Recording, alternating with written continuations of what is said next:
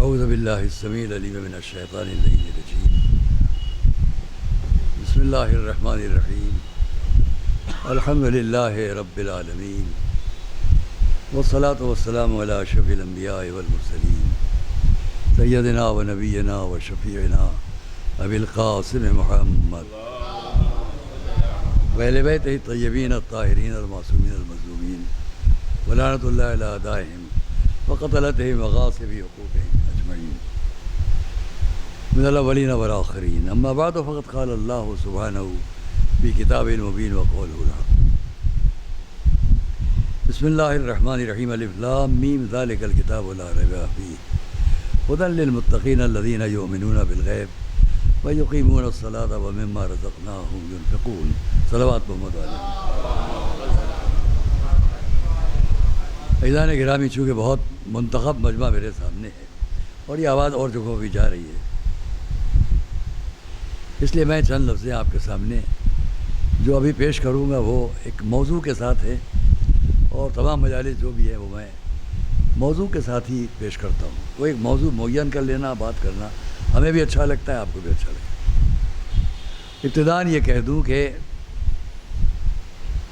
اس حسینیے میں، اس عزا خانے میں مجلس پڑھتے ہوئے ہم کو بھی بہت زمانہ ہوا، بیچ میں کچھ وقفے تک ہم نہیں آئے، لیکن شاید آپ لوگوں کی یاد میں نہیں ہوگا، یہ اب سے تقریباً 40 سال پہلے کی بات ہے۔ 40 سال پہلے جب میں یہاں پڑھا ہوں تو وہ آپ کو یاد ہے کہ نہیں مجھے نہیں معلوم، اس سے پہلے ہم 4-5 سال آ کر پڑھتے رہے۔ آخری بار اس وقت پڑھے جو اندازہ میرا ہے شاید 40 سال پہلے۔ اس وقت ایک پڑھنے کا شوق تھا، تو تمام دن میں لکھنؤ کے اندر نازمیہ کے اشرے کے علاوہ ہم تقریباً، کیونکہ نازمیہ کے اشرے کے دوران تو لکھنؤ میں بس گنی چنی مجلسیں، باقی پڑوس کے جو قصبے ہیں وہاں ہم چلے جایا کرتے تھے کہ وہاں بھی لوگوں کو فائدہ ہو، 2 سے 3.5 تک نازمیہ ہو، اور پھر یہاں اور وہاں۔ اور اس کے علاوہ زمانے ازاں میں جو مجالس ہوتی رہتی تھی، یہاں بھی ہوتی تھی، تو اس مجلس میں جو یہاں ہوتی تھی ایک دفعہ آپ کو تعجب ہوگا، اس لیے میں اس کو یاد دلا رہا ہوں کہ وہ مجلس ہم کتنی دیر کی پڑھے، وہ مجلس ہم کتنی دیر پڑھے، اس کو سن کے آپ کو تعجب ہوگا، کیونکہ وعدہ ایک صاحب نے بیچ میں لیا تھا اور ہم نے ان سے یہ کہا تھا کہ ہم صبح سے اپنا ایک وہ ایک وہ بڑے لمبا ہوتا تھا 3 ویلر، اس کو ہم صبح سے کر لیتے تھے، اور اس پر ساری مجلسیں تقریباً 8 مجالس روز ہم پڑھتے تھے، 8، جن میں سے 6 مجلسیں قبل مغرب ہوتی تھیں اور 2 بعد مغرب، کبھی کبھی 3 بعد مغرب، تو آدھا گھنٹہ 20 منٹ 25 منٹ۔ ہم نے ان سے کہا ہماری مفتی گنج میں مجلس ہے، وہاں سے ہم یہاں تک آئیں گے تو بہت زیادہ خرچ ہوگا، اور یہاں سے ہمیں بلوچ پورے جانا ہے، تو کسی سواری کا انتظام ہم کیے رہیں گے۔ اس سے انہوں نے کہا نہیں آپ یہ لگی آپ کے لیے مفتی گنج میں موٹر پہنچے گی، کار پہنچے گی۔ بہت ان سے کہا نہیں، ان کا نہیں، تو یہاں سے بیچ میں وسیلہ تھے، محروم ہو گئے، نام نہیں لوں گا۔ مفتی گنج میں مجلس پڑھ کے باہر نکلے تو کوئی سواری نہیں تھی، وہ ہمیں برا لگا کہ اب ہم یہاں پر جب پہنچیں گے تو ہمارا یہاں کا وقت بہت کم ہے، اور پھر ہمیں بلوچ پورے جانا ہے، اگر تیز رفتار سواری ہے تو آسانی ہے جانے آنے کی، اور وہ ہمارے پاس اب مہیا نہیں ہے۔ سائیکل رکشہ جو ہوتا تھا اس سے مفتی گنج سے یہاں تک آئے، تو اس کا ایک جھنجھلاہٹ ذہن میں تھی کہ اب یہاں سے ہمیں وہاں بھی جانا ہے، کہ اس سائیکل رکشے سے یہاں تک آنے میں آدھا گھنٹہ لگ گیا مفتی گنج، اور یہ تو ہم نے داخل ہوتے ہی یہاں یہ ممبر پر بیٹھ کر کہا کہ چونکہ ہم کو وہاں سے یہاں اگر گاڑی ہوتی تو ہم 10 منٹ 15 منٹ میں پہنچ جاتے، اب ہم پہنچے آدھے گھنٹہ 35 منٹ میں، تو یہ وقت ہم اس مجلس میں شمار کریں گے، یہ وقت یہاں شمار کریں گے، اور پھر یہاں سے ہمیں پھر اسی سائیکل رکشے سے جانا ہے، تو نہیں باہر موٹر ہے اب آپ کے لیے. میں نے کہا نہیں اب ہم اس سے نہیں جائیں گے. خیر تو وہ مجلس آپ کو سن کے تعجب ہوگا. میں خطبے کے میں آیت کے ہم نے 7 منٹ کی مجلس پڑھی تھی. 7 منٹس میں پڑھ کے نکل گئے باہر. تو صاحب کے بزرگ تھے وہ بیچارے بہت, لیکن ہم نے ان کا ہم بڑا احترام ان کا بھی کرتے تھے. ہم نے کہا نہیں ہمیں وہاں جانا ہے. بلوچ پورے پہنچے تو وہاں انجمنوں کا شب بیداری کا مسئلہ تھا, اور ایک تھے اس وقت کے سیکرٹری, اس کا بھی نام یاد آ جائے. تو میں نے ان سے کہا مجھے, ان کا اب تو رسم نہیں ہے لکھنؤ کی, جب انجمنائے ماتم شروع کرتے ہیں تو بیچ میں مجلس نہیں ہوتی. یہ مجھے نہیں معلوم تھا. میں باہر پڑھا کرتا تھا لکھنؤ کے سارے قاعدے قانون جو رسم و رسمیات ہو گئے وہ مجھے نہیں معلوم. تو میں نے ان سے کہا کہ یہ تو کوئی بات نہیں ہوئی, میں اتنی دور سے آ رہا ہوں, آپ کہہ رہے ہیں اب آپ مجلس ہی پڑھیں گے, ہمیں اجازت نہیں مجلس پڑھنے کی. ماتم شروع ہو گئے. تو شیریں قرار حسین صاحب کی انجمن مفتی گنج والی, وہ مولوی گنج والی, اب ان کو پڑھنا تھا. میں نے ان کو بلایا, میں نے کہا کہ آپ مجھے 10 منٹ کا موقع دیں, میں اپنی مجلس پڑھوں گا. تو بڑا گھبرائے کہ کہیں گڑبڑ نہ ہو جائے انجمنوں میں, لیکن ہم نے پڑھی مجلس. بس یہ آپ کو یاد دلایا کہ یہاں سے مجالس کا رابطہ ہمارا بہت پرانا بھی ہے, اور ہمیں اس کا حق تھا کہ جب سالہ سال گزر چکے اور اب ایک شخص اس تکلیف میں ہے کہ سیڑھیاں چڑھنا مشکل ہے, زمین پر بیٹھ کے اٹھنا مشکل ہے, اس وقت اس عزاخانے کے اہتمام کرنے والوں میں خاص طور سے جو ان سب کی سرپرست ہیں, میں ان کی خدمت میں بھی تشکر پیش کرتا ہوں. یہ ہماری زندگی کی پہلی مثال ہے, اور تمام عزاداران امام حسین کے لیے بھی یہ ایک شرف اور عزت کی بات ہے کہ عزاخانے کا اہتمام صرف ذاکر کے لیے کیا گیا کہ اس کو تکلیف نہ ہو, اور یہ باہر لفٹ کا انتظام کیا گیا. یہ پہلی مثال ہے, یہ پہلی مثال ہے کہ اپنی راحت کے لیے نہیں بلکہ ذاکر امام حسین کے لیے. صلوات بھیجیں محمد. اور انشاءاللہ یہ عزاخانہ ہمیشہ آباد رہے گا, زیر سرپرستی امام حسین سب آباد رہے گی. مجھے تاریخ کا ایک واقعہ یاد آتا ہے کہ جب وقت کے نواب واجد علی شاہ فرش پر بیٹھے ہیں, اس وقت کے بہترین مرثیہ گو میر انیس و مرزا دبیر رحمۃ اللہ علیہ, نور اللہ کی رحمتیں, انہیں مرزا دبیر پڑھ رہے ہیں ممبر پر, سر پر جو شامیانہ تھا وہ ذرا ہٹ گیا, دھوپ مرزا دبیر پر پڑنے لگی. واجد علی شاہ کے سر پر جو ان کا ملازم چتر لیے کھڑا ہوا تھا وہ اٹھے, اس سے چتر لیا اور ذاکر امام حسین کے سر پر بلند کر کے کھڑے رہے. کسی ملازم کی ہمت نہیں ہوئی, کسی مومنین میں ہمت نہیں ہوئی جو آ کے کہتا ہم کو دے دیجیے. جانتے تھے کہ یہ شرف انہوں نے اپنے لیے حاصل کیا ہے تو نامنظور کر دیا جائے گا. بادشاہ وقت سایہ کیے کھڑا رہا جہاں سے دھوپ آ رہی تھی, اور جو امام کا ذاکر تھا, خطیب تھا, مرثیہ گو تھا, وہ پڑھتا رہا. یہ ہے ذاکر امام حسین کی عزت, اس لیے کہ کس کا خطاب کرتا ہے, کس کا نام لیتا ہے. صلوات محمد علیہ. عزیزان گرامی, میں نے اپنی بات کو تمام کیا. اب اتنا آپ سے عرض کروں گا کہ ہم نے سورہ البقرہ کی جو پہلی آیت اور دوسری آیت آپ کے سامنے پیش کی ہے, وہ اس لیے کہ ہمارا یہ محترم مجمع اس خشک گفتگو کو سنے, محفوظ رکھے, اور جب آگے مواقع آئیں تو آپ اس کو صرف کریں. اگر کوئی شک اور اشتباہ ہو تو بعد مجلس کسی وقت بھی وقت لے کر ہم بات کر سکتے ہیں. دیکھیے, قرآن کریم کا میسج اور پیغام جو سمٹ کر کربلا کی سرزمین تک آیا اور وہاں سے پھر نشر ہوا, پیغام قرآنی حضور کے وقت سے لے کر 63 سال جس طرح نشر ہوا,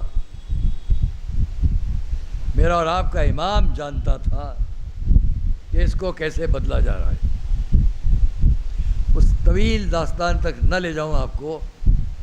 حضور کی وفات سے 50 سال کے بعد واقعہ کربلا پیش آیا. جو حضور کی وفات تک پیغام قرآنی 63 سال تک نشر ہوا. اس 63 سال کے آخری 7 سال جسے میرا امام آغوش پیغمبر میں ہے، اور جو کچھ گھر سے باہر تک سب مل کر گفتگو کرتے ہوں گے، اور جو قرآنی پیغام سامنے آتا ہوگا اور اس کا مقابلہ سامنے جس طرح کر رہے تھے، یہ ایک. دوسرے چاروں طرف جو کلچر تھا، جو تہذیب تھی، جو تمیز تھی، جو سوسائٹی تھی، جو برادری تھی، وہ کیا تھی. اگر میں اس کو آج کے دور سے ملا کے بات کروں تو بڑی بہت سیاسی ہو جائے گی، میں اس کو نہیں کروں گا. ہاں، آپ اور ہم سمجھ سکتے ہیں کہ وہ اتنی بدتر سوسائٹی تھی کہ اس کے سامنے جو پیغام قرآنی نشر ہوا تو اس پر آج تک ہم لوگ فخر کرتے ہیں، فخر و افتخار. آئیے ہم غور کریں. حضرت ابراہیم کے وقت سے لے کر ان کا جو میسج 2500 سال سے مکے کی سرزمین پر رائج تھا، اس میں ایک خاندان کے سامنے کوئی فرق نہیں تھا، لیکن مابقی چاروں طرف کے لوگ اسے بھلا چکے تھے. اور وہ اس طرح اسے بھلا چکے تھے کہ اگر میں یہ کہوں تو غلط نہیں ہوگا، مذہب کے نام پر، مذاہب کے نام پر مکے کے چاروں طرف، جس کو حجاز کہتے تھے، حجاز سے یثرب یعنی مدینے تک، اور چاروں طرف کی بستیاں حمیہ اور کہاں تک، کچھ پکے تھے اپنے مذاہب میں اور کچھ صرف نام لیوا تھے. یہ نام لیوا وہ تھے جن کو اس وقت کے اسلام نے، مذہب نے آواز دی ملحد کہہ کر، لا مذہب کہہ کر، دہریہ کہہ کر. یہ لفظیں یاد رکھیں گے آپ. اور جو لوگ مذاہب کے خلاف بات کر رہے تھے، بہت احتیاط سے کہہ رہا ہوں، آپ ماشاءاللہ کہاں کہاں مجالس میں شرکت کرتے رہیں.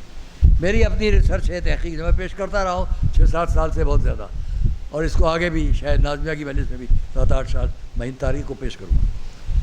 جو ان ناموں کے علاوہ تھے، سمنیہ، برہما، مانی، عیسائی، یہودی، یہ سب تھے. تقریباً 8-10 مذاہب، کچھ چھوٹے کچھ بڑے اپنا کام کر رہے تھے. بڑے مذاہب میں یہ 4 بڑے نام تھے: عیسائی، یہودی، حنیفی نہ کہی، حنیفی. 3 یہ ہو گئے، اور چوتھے کافر. غور کیجیے آپ، یہ کافر اور مشرک کی لفظیں قرآن کی دی بھی نہیں ہیں. آپ پڑھیں گے قرآن میں ضرور.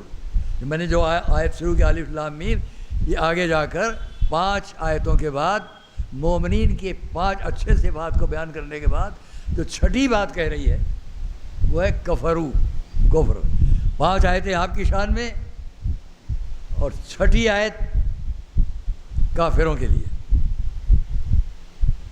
یہ قرآن جب آیا ہے تو اس سے 40 سال، 45 سال، 50 سال پہلے، حد سے حد 50 ورنہ 40 سال، 45 سال پہلے ابرہہ کا واقعہ پیش آیا. قرآن کے اس نزول سے یقینی طور پر 40 سال اور اوپر جائیے تو 2-4 سال اور، جب ابرہہ کا واقعہ پیش آیا. ابرہہ کا واقعہ میں نے یہاں تفصیل میں نہیں جاؤں گا کہ کیوں تھا اور کیا تھا اور کیا ہوا، مگر وہاں عیسائی اور یہودی کی جنگ تھی. وہ جنگ یہودی اور عیسائی کی تھی، یہودیت اور عیسویت کی جنگ تھی.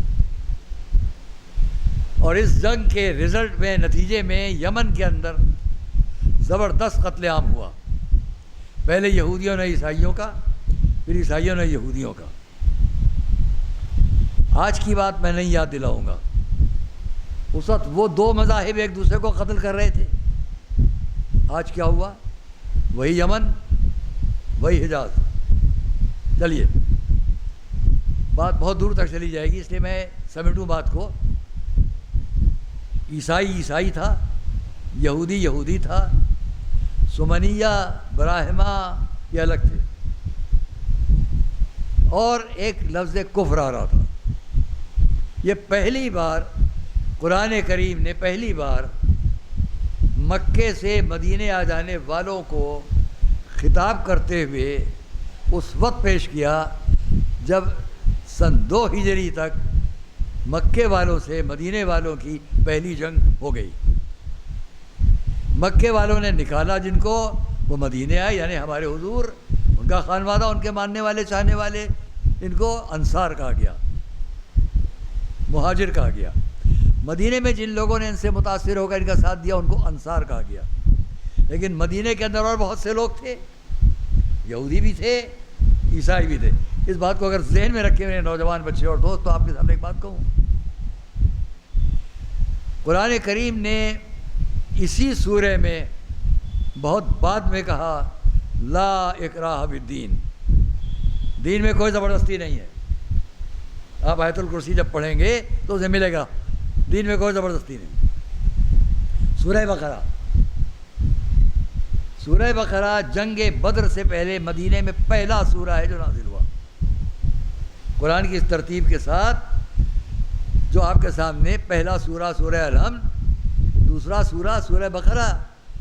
مکے میں 86 سورے آ چکے، 86 سورے مکے میں آ چکے ہیں۔ اب جو 28 سورے مدینے میں آنے والے ہیں آئے، ان میں پہلا سورہ سورہ بقرہ ہے۔ سورہ بقرہ میں پہلی بار ان الذین کفروا، جن لوگوں نے کفر اختیار کیا، آیا۔ یوں کہنے دیجئے کہ مدینے میں پہلی بار لوگ اس لفظ کو سن رہے ہیں، کفر والے۔ مگر اس سے پہلے 86 سوروں میں کئی جگہ لفظ کفر آیا۔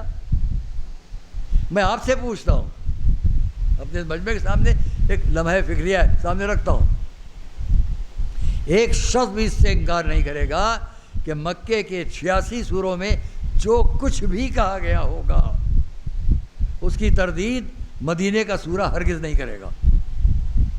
قرآن ایک جگہ دوسری جگہ کی تردید نہیں کرتا، انٹروڈکشن نہیں کرتا۔ تو جو مکے میں جو کچھ آ چکا، حضور کے مکہ چھوڑ کر ہجرت اپنا کر مدینے آنے کے بعد جو یہ سورہ بقرہ آ رہا ہے، اس سورہ بقرہ میں وہ ساری باتیں تائید ہوں گی، سیکنڈ کرنے کی بات ہوگی جو مکے میں آ چکی، تردید نہیں ہوگی۔ تو یہاں بھی جب یہ کہا جائے گا ان الذین کفروا، تو یہاں جو کفر کی بات آئے گی وہی بات مدینے میں بھی جہاں جہاں کفر کہا گیا آئی ہو۔ یہ بات اگر ذہن میں رہ جائے تو مکے میں جن لوگوں کو کافر کہا گیا، یہ وہی لوگ ہوں گے کہ جن کو مدینے میں بھی کہا جائے گا۔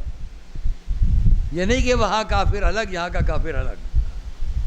میں نے اس کو کئی جگہ کہا، لوگ جرأت نہیں کرتے ہیں یا احتیاط کرتے ہیں، لیکن یہ زمانہ اب اس کا نہیں ہے، ہمیں اس کو کھل کر بات کرنا ہے لفظ کفر پر۔ اور اسی لیے ابھی ایک مجلس میں اس پر بات کر رہا تھا تو اتفاق سے کسی کا فون آیا، محترم شخصیت تھی، میرے ذہن نے فیصلہ کیا کہ میں ان سے کہہ دوں کہ میں اس پر بات کر رہا ہوں، دیکھو یہ کیا کہتے ہیں۔ میں نے ان سے کہا، انہوں نے کہا، میں نے ان سے کہا کہ آپ اس پر ہماری مدد کریں گے، اس لیے کہ اس لفظ کو استعمال کیا جا رہا ہے نفرتیں بڑھانے کے لیے، اور میں ان نفرتوں کو کم کرنا چاہتا ہوں۔ ایک صلوات پڑھیں محمد۔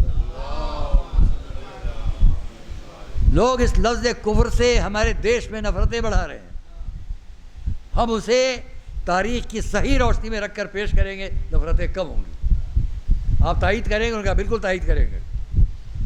میں ہمیشہ اس کو جیب میں رکھ کے بھول جاتا ہوں کہ بند ہے کہ کھلا ہوا ہے، حتی الامکان بند کر دیتا ہوں، کبھی بھول جاتا ہوں۔ جب بھول جاتا ہوں تو ایک آدھ دفعہ یہ بھی ہوا کہ جلدی نکال کے نیچے پھینک دیا، آپ بند کر لو۔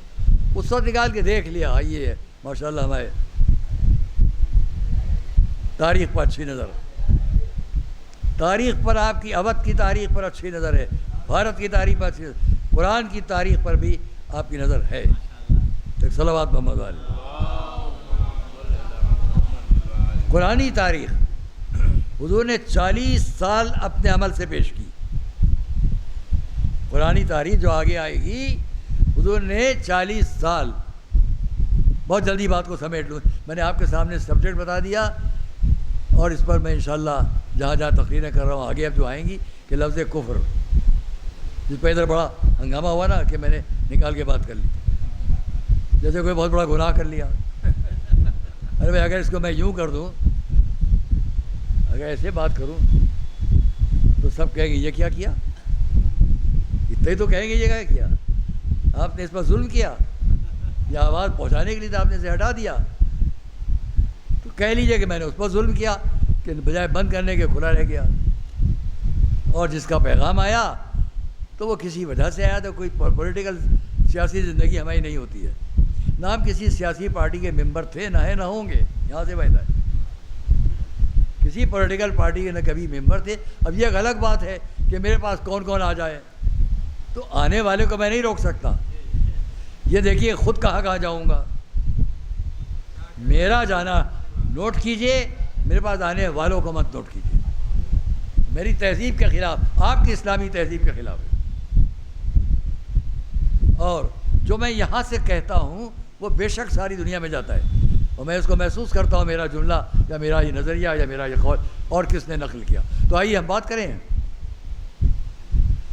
لفظ کفر پر بات اس ملک میں بعض افراد قرآن کریم کو سامنے رکھ کر کچھ ایسی باتیں کر رہے ہیں کہ جو آگے آنے والی نسلوں کے لیے زہر ہیں. یہ میرا با سلیقہ، با فہم، دانشور کلاس، اس لیے میں اس بات کو کہہ رہا ہوں. ان باتوں پر آپ کسی وقت ہمارے ساتھ بیٹھیں، ہم لوگ بات کریں. یہاں اس کا وقت نہیں، مگر چند لفظوں میں کہوں گا. قرآن کریم نے مدینے میں پہلا سورہ بقرہ جو آیا جنگ بدر تک، اس میں لفظ کفر آیا. یہ لفظ کفر اوپر میں جو مدینے میں مکے میں 86 سورے آئے ان میں بھی آیا، لیکن مکے کے سوروں کی تردید مدینے کا سورہ نہیں کرے گا. قرآن کہیں بھی تفسیر کرے گا، وضاحت کرے گا. ان القرآن یفسر بعضہ بعضا، مولا علی کا قول ممبر پر سے ہے. قرآن بعض قرآن کی تفسیر کرتا ہے. بات یہاں سمجھ میں نہ آئے تو وہاں سمجھ میں آئے گی. ہمارے ہندو مذہب میں، ہمارے ملک کے سیاسی زندگی میں ایک بہت بڑا نام ہے. وہ آئے تھے اب سے تقریباً 8 سال پہلے میرے گھر پر، آپ سب جانتے ہیں. پہلے ہی پیج میں بڑا اس ملاقات کو شائع کیا گیا. انہوں نے اس بات کو کہا، جب میں نے ان سے کہا آپ لوگ قرآن پر ایسی بات، تو انہیں جواب دیا نہیں، میں بھی جانتا ہوں کہ اگر قرآن میں ایک بات یہاں پر سمجھ میں نہ آئے تو قرآن دوسری جگہ اس بات کو سمجھائے گا. دوسرے مذہب کے ہو کر وہ جانتے ہیں کہ قرآن ایک جگہ سے دوسری جگہ تفسیر کرے گا، ہم نہیں جانتے. ہم سے مراد ہمارے ملک میں، ہمارے ملک سے باہر اسلامی ملکوں میں یہ جب ہم کو نہیں جانتے، آپس میں ایک دوسرے کو نہیں جانتے، تو غیر اقوام کے لوگوں کو کیا جانیں گے. متوجہ ہیں آپ؟ جب آپس میں ایک دوسرے کو، میں امریکہ میں ہوں، ایک ہوٹل کے اندر پمفلیٹ بٹ رہے تھے، اڑا کر دیکھا، ہم سب کے لیے لکھا ہوا تھا کیا کچھ ہے. چل رہی تبلیغ. اس تبلیغ کا نتیجہ یہ کہ جب ہم آپس میں ایک دوسرے کو عزت نہیں دے سکتے تو غیر قوم کو کیا دیں گے. نتیجہ کیا ہے؟ نفرت، عداوت. میں ان لوگوں سے کہوں گا جو قرآن کریم کی آیات کو لے کر کچھ کہتے ہیں، کبھی بھی بیٹھ لیں ساتھ میں سمجھنے کے لیے، افہام و تفہیم کے لیے، سمجھنے اور سمجھانے کی بات کریں تو بات ہٹ جائے گی. سورہ بقرہ جس کی میں نے تلاوت کی، اس کی آیت نمبر 191. نواں سورہ اس کا بڑا ریفرنس دیا جاتا ہے سورہ توبہ، اس کی آیت نمبر 4. تمام نیٹس کے اوپر جگہ جگہ پڑھو دیکھو کیا ہے قرآن، کیا ہے یہ لوگ. یہ ہے آنے والی نسلوں کے لیے. آپ متاثر ہو یا نہ ہو، لیکن وہ متاثر ہو رہے ہیں کہ جن کے بچے ہمارے بچوں کے ساتھ بیٹھتے ہیں. اچھا، یہ ہمارے لیے ایسا نظریہ رکھتا ہے. اس کا نتیجہ ہے کہ ایک ماحول، اس کو ہم لوگ مل جل کر سمجھیں اور تمام کریں. کیونکہ حقیقت کیا، وہ سنیے آپ، حقیقت کیا ہے. میں نے یہاں سے بات شروع کی. وہاں کیا ہے ان تفصیلات میں جاؤں گا عزیزان گرامی، بڑا آپ کا بھی اور میرا بھی کئی گھنٹوں کا وقت ہے، اس لیے اس کو چھوڑ دیا میں نے یہی بات کو. میں اتنا کہوں گا کہ جس لفظ کفر کا فائدہ اٹھایا جاتا ہے، میں ان سب اپنے بھائیوں سے کہتا ہوں خدا را آپ اس چادر کو اپنے اوپر نہ اوڑھیں جو چادر کسی اور کے لیے ہے. میرا ایک جملہ تمام. دوسری بات، میں چند لفظوں میں اس بات کو سمیٹ دیتا ہوں، اس کی وضاحت کے لیے بڑا وقت چاہیے، یہ میرا بافہم دانشور کلاس سمجھ جائے گا. حضور اکرم سے لے کے ان کے اہل بیت اطہار تک اور علماء حق تک دو دائرے پیش کیے گئے. میں اس کو سمجھانے کے لیے کہتا ہوں، دو دائرے، ایک سرکل بڑا ہے، ایک سرکل چھوٹا ہے. اگر آپ میری طرف دیکھیں، ایک یہ بڑا سرکل، ایک یہ چھوٹا سرکل. یہ حضور کے دور سے اہل بیت اطہار، ائمہ معصومین، علماء حق جو ان کی تقلید میں ہیں، جو ان سے معلوم کرنا چاہتے ہیں. دو دائرے، ایک بڑا ایک چھوٹا چل رہے ہیں. دونوں کے نام بتاتا ہوں. جو تعلیمات اہل بیت اطہار کی تحقیر کرنا چاہتے تھے اور حضور اکرم کے تعلیمات اور تبلیغات کو ہٹانا چاہتے تھے، انہوں نے اسرائیلیات سے متاثر ہو کے ان دائروں کا عنوان بدل دیا. جو بڑا دائرہ تھا وہ کیا تھا، جو چھوٹا دائرہ تھا وہ کیا تھا. بڑے دائرے کا نام تھا ایمان، چھوٹے دائرے کا نام تھا کفر. انہوں نے اس کو بدل دیا. جو بڑا تھا ایمان اسے کفر کر دیا، جو چھوٹا تھا کفر اسے بڑا کر دیا. ایمان کو چھوٹا کر لیا، کفر کو بڑا کر دیا. کیسے؟ بس میں مومن سب کافر، بس ہم مومن سب کافر. اور جانے گرامی، میں نے اس پر بڑی محنت کی ہے، ریسرچ کی ہے، تحقیق ہے. اور اس میں آپ کو بتاؤں جو کفر کی تعریف ہے وہ کیا ہے، اور اس کو میں نازیہ مدرسے میں روز پڑھ رہا ہوں. اس میں شروع کے چند الفاظ تمہیدی طور پر جب میں وہاں پیش کرتا ہوں، آپ کو سنا دوں.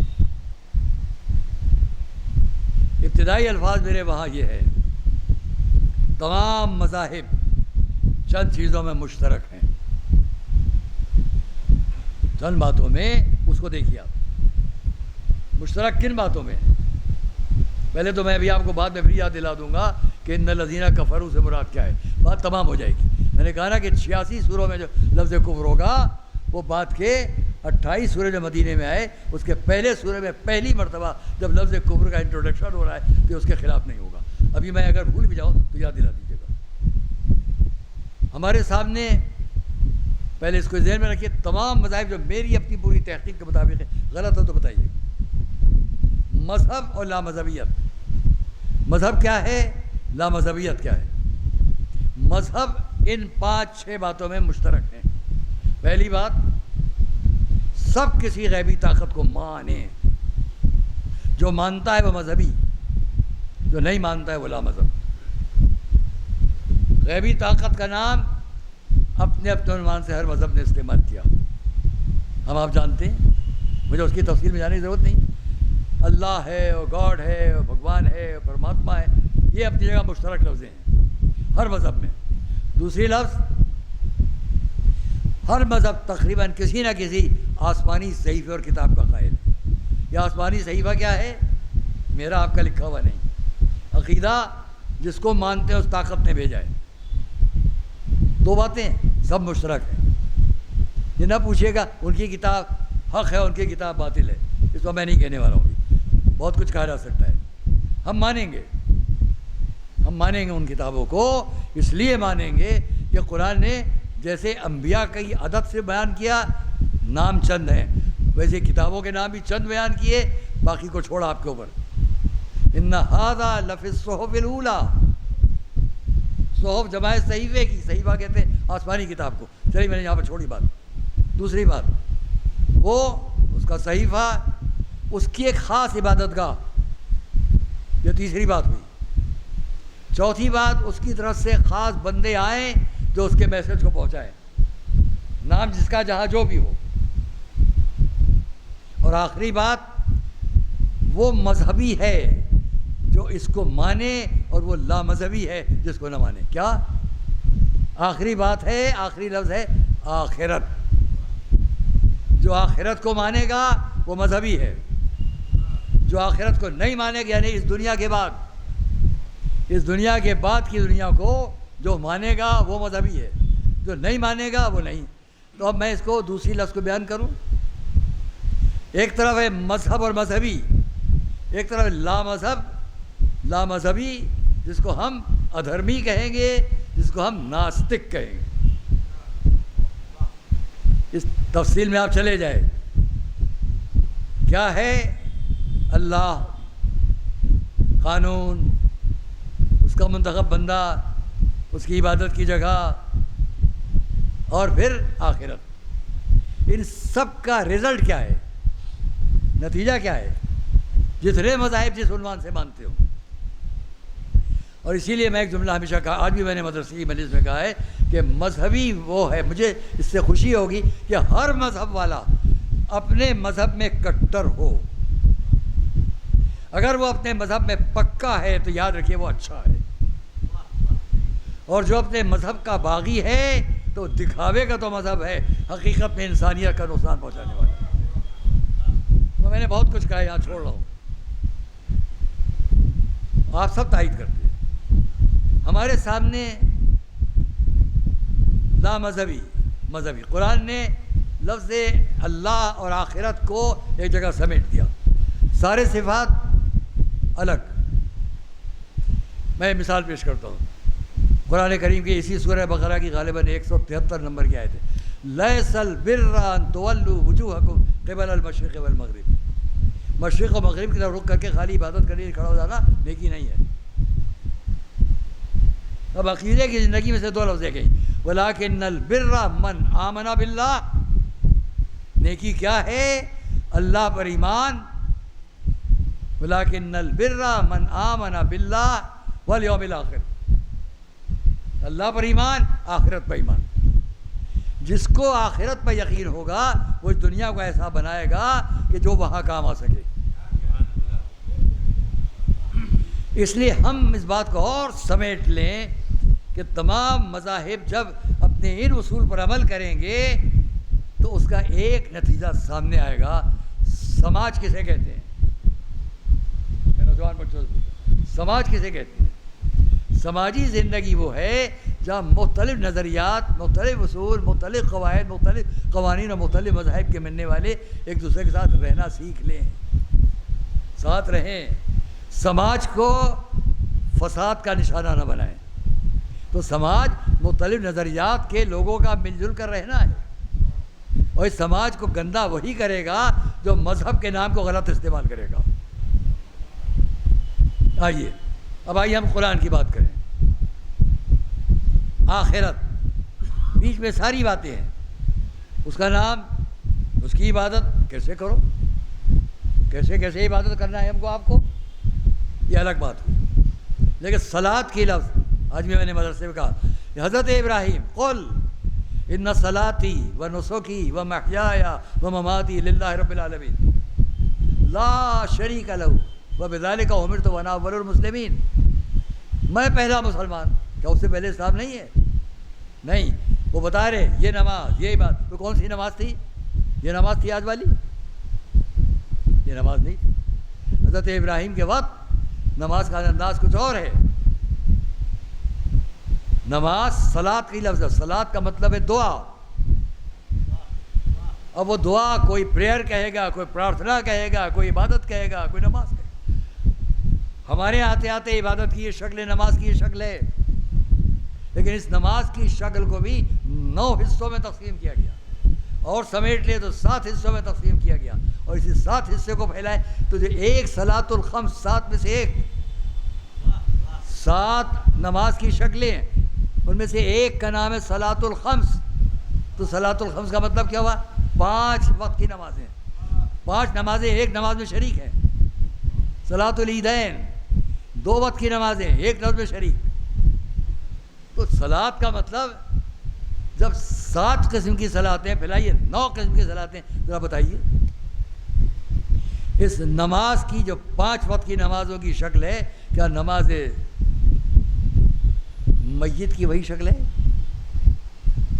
نماز میت ہے نماز؟ کیا نماز آیات کی وہی شکل ہے نماز آیات؟ تو اس طرح اس وقت کی جو نماز تھی، مفہوم کیا ہے؟ ابراہیم کہو میری نماز، میری عبادت، میری زندگی، میری موت عالمین کے پالنے والے کے لیے جس کا کوئی شریک نہیں ہے، اور میں اس پر سب سے پہلا اسلام لانے والا ہوں۔ کہ اگر یہ پیغام عام کرنا ہے تو میں سب سے پہلے اس پر ایمان رکھتا ہوں۔ ایمان لانے کی بات نہیں، اسلام لانے کی بات نہیں، اس پر میں اسلام یعنی اللہ کے سامنے سر جھکاتا ہوں۔ تو دوستوں رضی آئیے، بس بہت میں نے آپ کا وقت لیا۔ سورہ بقرہ، مدینہ، الف لام میم ذالک الکتاب لا ریب فیہ ھدی للمتقین الذین یؤمنون بالغیب ویقیمون الصلاۃ ومما رزقناہم ينفقون والذین یؤمنون بما انزل الیک وما انزل من قبلک وهم بالآخرۃ یوقنون والذین هم بالآخرۃ والذین یؤمنون بما انزل الیک وما انزل من قبلک وبالآخرۃ هم یوقنون اولئک علی ھدی من ربهم واولئک هم المفلحون۔ یہ کامیاب لوگ ہیں جو آپ پر نازل ہوا اور آپ سے پہلے نازل ہوا۔ بہت توجہ کیجیے گا۔ والذین یؤمنون بما انزل الیک، کیا آیا؟ قرآن۔ وما انزل من قبلک، اور جو آپ سے پہلے نازل ہوا۔ دوستان عزیز، پہلے کیا نازل ہوا؟ کوئی یہ نہ کہے یہ تو آپ کہہ رہے، جی نہیں، میں 2 کتابوں کا نام لیتا ہوں، اس پر غور کیجیے آپ۔ توریت، قرآن نے کیا کہا؟ انا انزلنا التوراۃ، ہم نے نازل کی تورات، ہماری آپ کی بنائی بھی نہیں ہے۔ قرآن میں وہ کہہ رہا ہے ہم نے نازل کی۔ انجیل، وآتیناہ الانجیل، ہم نے انجیل عطا کی، وہ کہہ رہا ہے۔ تو جب وہ ذمہ داری لے رہا ہے یہ کتاب اس کی ہے، تو آپ سے کیا کہا گیا؟ آپ سے کہا گیا سورہ بقرہ کی آیات میں، والذین یؤمنون بما انزل الیک وما انزل من قبلک، جو کچھ آپ پر نازل ہوا اور آپ سے پہلے نازل ہوا، اس پر ایمان رکھنے والوں کو یہ کتاب ہدایت کرے گی۔ یہیں پر پہلی ہی منزل پر اس نے بتا دیا نا کہ تمام مذاہب میں جو کتابیں ہیں ان کو بھی مانو، یہ قرآن کا ماننا ہے۔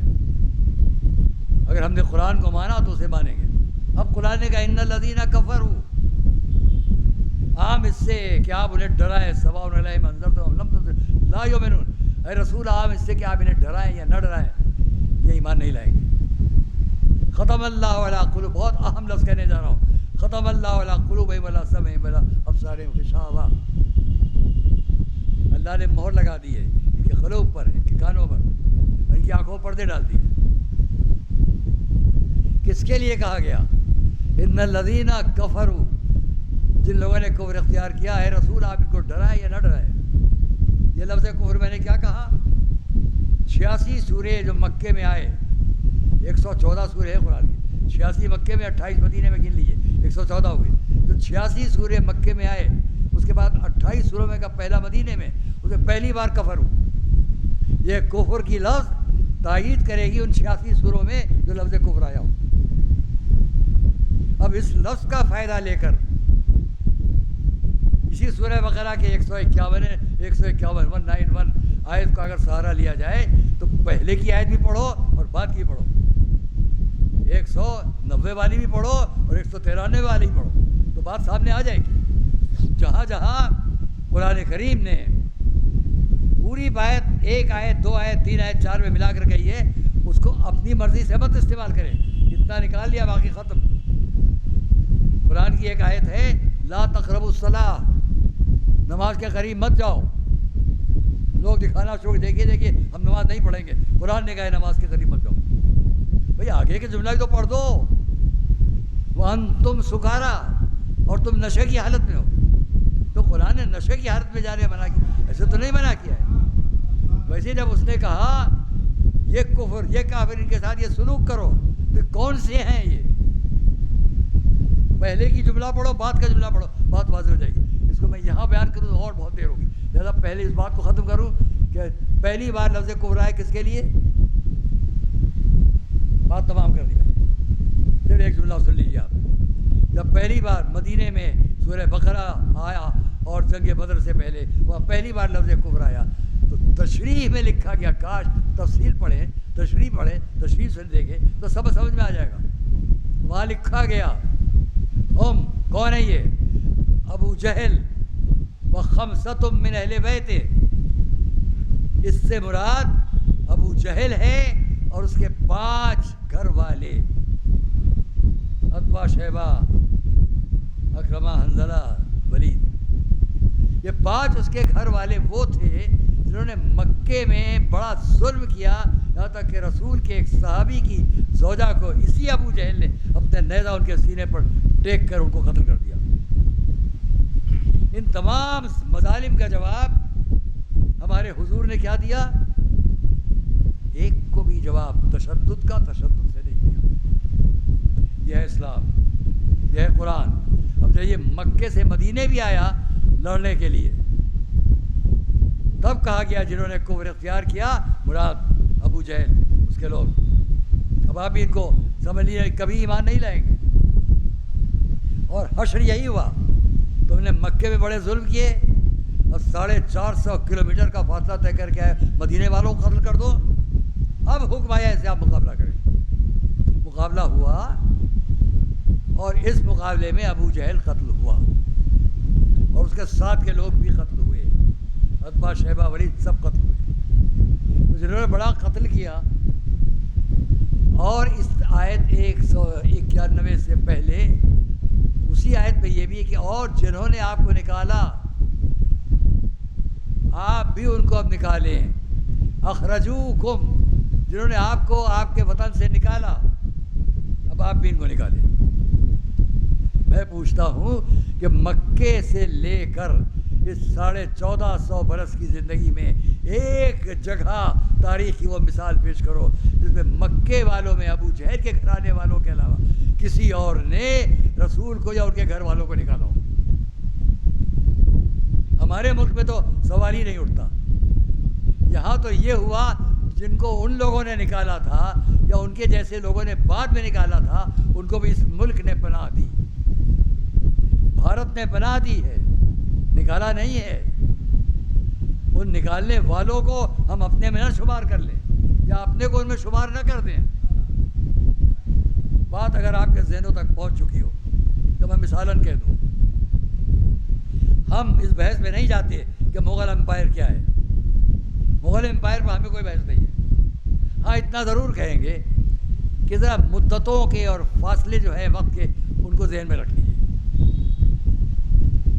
550 سال کے اندر ساری تاریخ ہے مغل امپائر، اس کے آگے نہیں. آپ تاریخ پر ماشاء اللہ حضرت شاہ معین الدین چشتی کی تاریخ کتنی پرانی؟ اس وقت کے حساب سے تقریباً 808 سال. میں پوچھتا ہوں 500 ساڑھے 500 سال زیادہ ہوتے ہیں یا 800 سال؟ اگر وہ 800 سال کی تاریخ بھی آپ کو ناپسندیدہ ہے تو پھر روکیے ان تمام لوگوں کو جو کسی بھی نظریے مذہب کے ہیں اجمیر جاتے ہیں. کیوں اجمیر جاتے ہیں؟ اس لیے کہ انہوں نے اس کا نام لیا جس کو تقریباً 1400 برس پیشتر یہ کہنے کا حق تھا کہ ان لوگوں سے کہے مجھے کہیں چلا جانے دو، چاہے ہند یا سندھ چلا جانے دو. کس نے کہا تھا؟ امام حسین نے، جو تقریباً 1400 برس پیشتر کہہ رہے مجھے ہند چلا جانے دو، جبکہ یہاں کوئی مسلمان نہیں ہے. وہ انہی کے ماننے والے نے اب سے 800 سال پہلے اس بھارت میں آ کر کہا شاہ ہست حسین. یاد رکھیے جس نے نام حسین لیا پورے ہمارے ملک نے اس کو سینے سے لگایا، اس کو پناہ دی.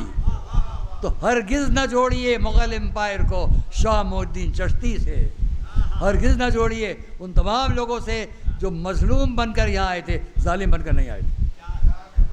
اور یہی روشنی ہے ان تمام آیات کی جن کو میں جتنی تفصیل سے بیان کروں یا جتنے خلاصے سے بیان کروں. صلوات محمد علیہ.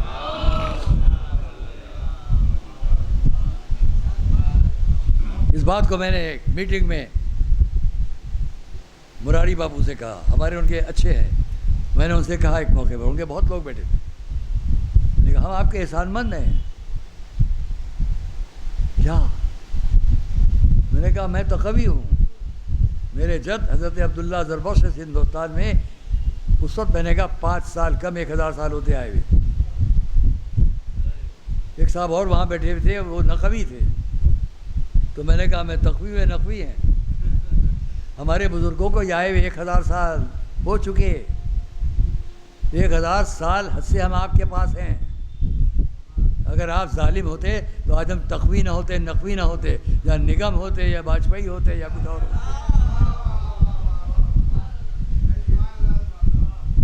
پلٹ کر کہا انہیں اپنے لوگوں سے، بڑی بات کہہ رہے ہیں، میں جملوں کے نقل کر رہا ہوں. تو عزیزوں اور دوستوں، ہمارے ملک میں ہم یہ نہیں کہتے وہ برے وہ اچھے، ہمیں سے نہیں مطلب. ہم آپ کے سامنے یہ کہہ رہے ہیں کہ جو لوگ وہاں سے آئے مظلوم تھے، اس کی یہ پوری کہانی داستان ایک الگ سبجیکٹ پر جتنی گئی بات کروں گا. راجہ داہر کے پاس کون آئے تھے؟ اگر ظالم بن کر آتے تو ظالم ان کی حمایت کو آتا، انہیں قتل کرنے نہ آتا. راجہ داہر کے پاس مظلوم لوگ آئے تھے، اسی لیے حکم آیا ان کو بھیجو ہمارے تک، نہیں بھیجو گے تو تم پر فوج بھیج کے حملہ کیا جائے گا. آئی فوج، حملہ ہوا. ایک ہندو راجہ یہ جانتا تھا کہ اگر کسی مظلوم کو ہم نے پناہ دے دی ہے تو چاہے جان چلی جائے وچن نہ جائے. اور اس کا نتیجہ ہوا کہ محمد بن قاسم جو حجاج کا بھتیجا بھی تھا، کمانڈر بھی تھا، آیا. راجہ داہر نے اپنے ان مظلوم ساتھیوں کے ساتھ جو پناہ لینے کے لیے آئے تھے، انہوں نے بھی وفاداری دکھائی. تم ہمارے لیے لڑو گے، ہم بھی تمہارے ساتھ ہیں. سب نے مل کر بے سر و سامانی میں بڑے لشکر سے جنگ کی، سب قتل کر دیے گئے. کاش وہ حصہ آج ہمارے ملک میں ہوتا. میں کاش کہہ کر کہتا ہوں. تو ہم اپنی حکومت سے کہتے وہ جو قتل ہو گئے ذرا ان کی یادگاریں بنا دو.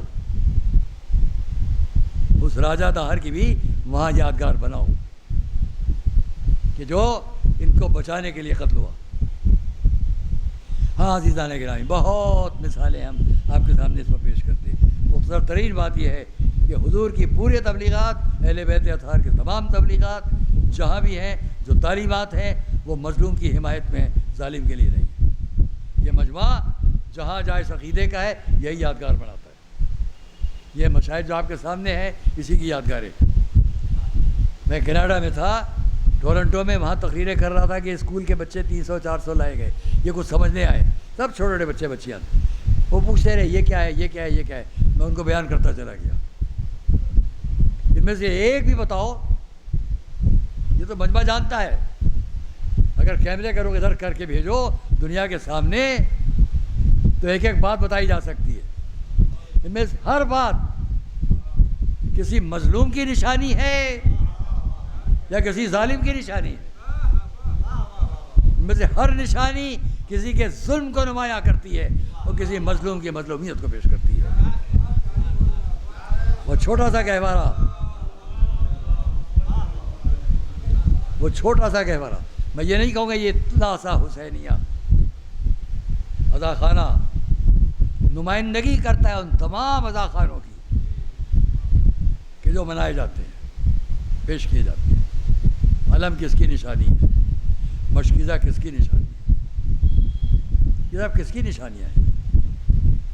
صرف ان مظلوموں کی کہ جن کو حق بات پیش کرنے میں کوئی ہچکچاہٹ نہ تھی، اور جو ظالموں کا لشکر تھا اس نے ان کے قتل کرنے میں کوئی کمی نہیں کی.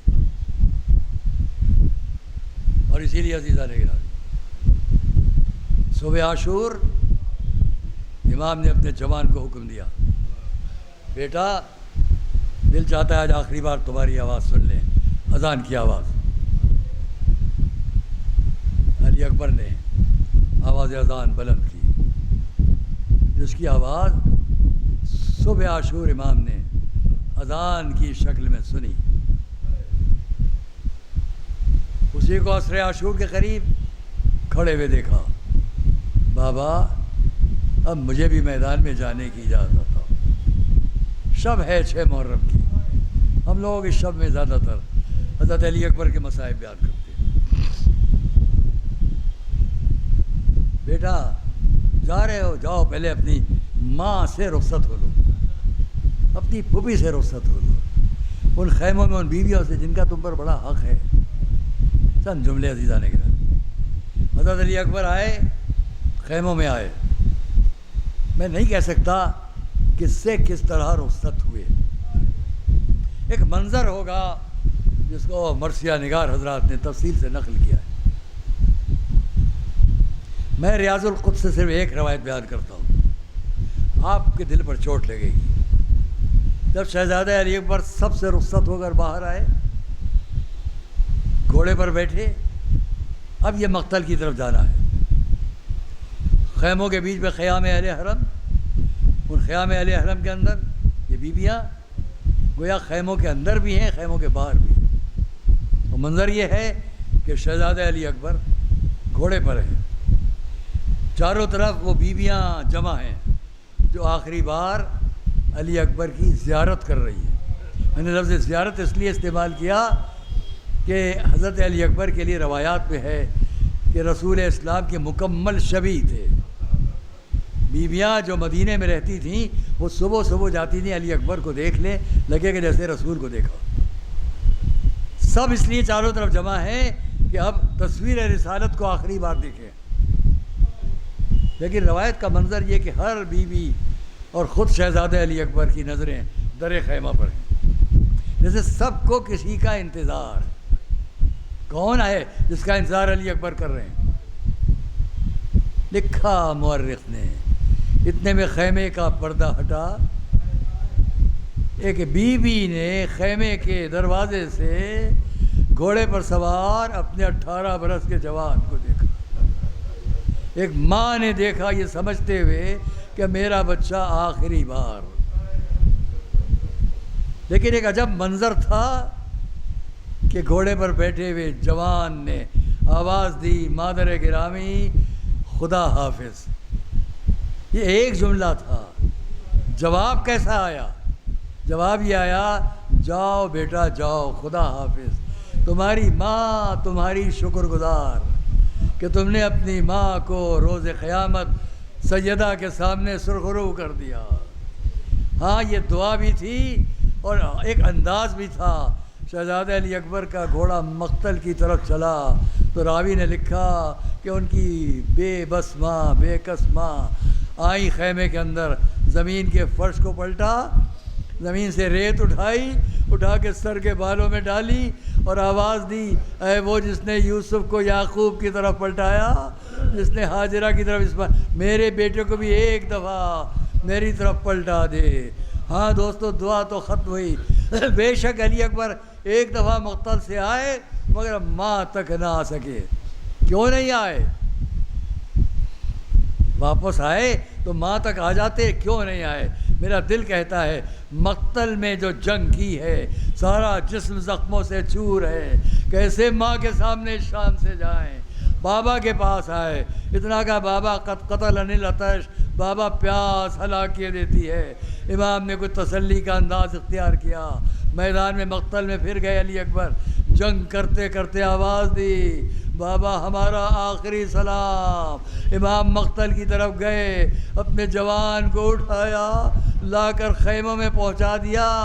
آخری جملے عرض کرتا ہوں، بیچ میں لاش علی اکبر ہے، چاروں طرف بیویاں، واہ علی اکبرہ، واہ علی اکبرہ۔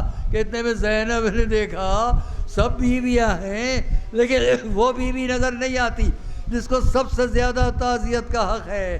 دیکھا لیلا کہاں ہے، اب جو دیکھا خیمے کے ایک گوشے میں لیلا ہاتھ اٹھائے، خدایا تیرا شکر کہ تو نے اس قربانی کو قبول کیا۔